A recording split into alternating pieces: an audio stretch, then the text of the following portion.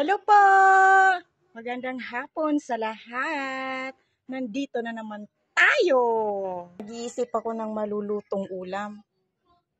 Ito na lang, mala chop suey ang aking gagawin. Ayan. Ayan, at ginisa ko na sa butter yung ating mga lamas. Sunod natin ang sayote. Haluin muna natin ito. Mag-a-add tayo ng kaunting tubig. Lagay nga pala ako dito ng kagikit na manok para sa ating sahog. Habang hinihintay nating maluto ang ating mala chop suey, kukunin ko muna itong aking marinated na beef. Ayan. Ang aming marinated beef. Gagawa ko ng beef steak for iftar. Itong ulam namin. At gagawa si Safra ng melon shake. Ang aming paboritong melon fruit. Yum, yum. At oyster nga pala. Mamacita's oyster sauce ang ipanghahalo natin. Nilagyan ko na rin ito ng paminta. Haluin lang natin. Haluin natin ang repolyo. Tapos, as usual, haluin. Isunod na natin itong, nakalimutan ko ang tawag dito. Anong gulay nga pala ito? Mga kapatid, mga sisig, mga kabro. Pwede nyo bang i-add sa ating comment section? Kasi talagang nakalimutan ko na. Hay nako, tumatanda na kasi ang lola ninyo. Hinalo ko na.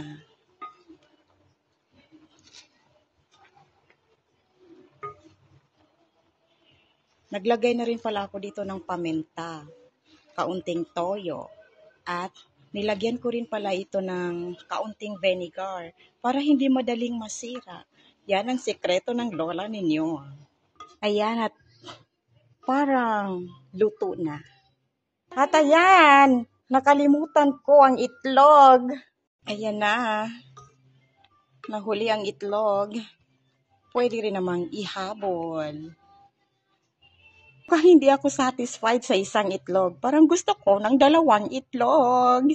Ayan ang finished product. Para siyang nalata. Na-overcook yata. Kasi yung itlog nakalimutan ko Ayan na nga, I crush mo. Paumanhin. Excuse me po. I-crush mo na yan. At ito naman ang sangkap natin para sa ating gagawing beef steak. Ayan, at ginisa ko na pala sa butter ang ating mga lamas. Ayan, at sinabay ko na yung hinulog ko na yung ating beef. Takpan muna natin. At habang hinihintay natin yung beef maluto, gagawa tayo ng iced coffee. Yan, para sa iced coffee. Okay. Gagamit tayo ng full cream para sa iced coffee. Yan. Para sa iced coffee. Okay. Ayan.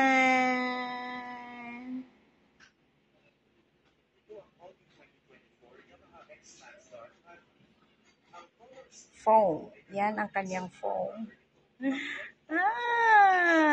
So yummy. At ito na nga ang ating iced coffee. Simple lang yan. Pagkatapos ng ilang minuto or oras yan, luto na rin ang ating beef steak. So, dito na guys magtatapos ang ating video. So, maraming salamat sa panonood. God bless po. Mag-iingat po kayo palagi. Kainan na!